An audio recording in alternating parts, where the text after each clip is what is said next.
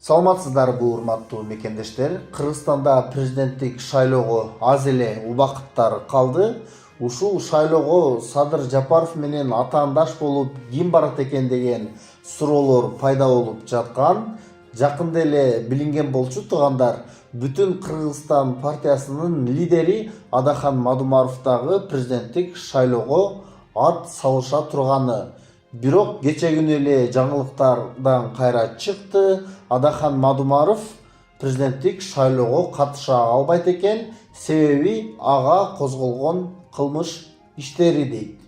Бирок туугандар, ушул жагы кандай болуп калды? Эгерде Адахан Мадумаров дагы ал шайлоого катышпаса, анда Садыр Жапаров менен атаандаш болуп бара турган эч ким жок болуп кала тургандай болуп жатат. Себеби таанылган же болбосо эл сыйлаган башка саясатчы деле жок азыр көзгө көрүнөр.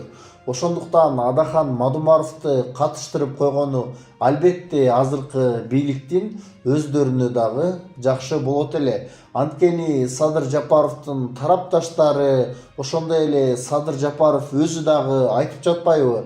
Мени 85-90% элдин бардыгы колдойт, мен аны сезип турамын, экинчи мөөнөткө дагы сөзсүз өтөмүн деп. Эгерде Садыр Жапаровдун тарапташтары, ошондой эле Садыр Жапаров өзүнө ушунчалык ишенген болсо, анда атаандаштардан эч качан коркпош керек. Аларды дагы шайлоого катыштырып, ошолордон жеңип чыкса, ошондо бардыгы ишенет. Эгерде Адахан Мадумаровду же башка бир күчтүү саясатчыларды шайлоого катыштырбай, аларга куугунтук кылып, ошентип президенттик шайлоону өткөргөн болсо, албетте президенттик шайлоодон кийин элде чоң суроо пайда болуп калат туугандар.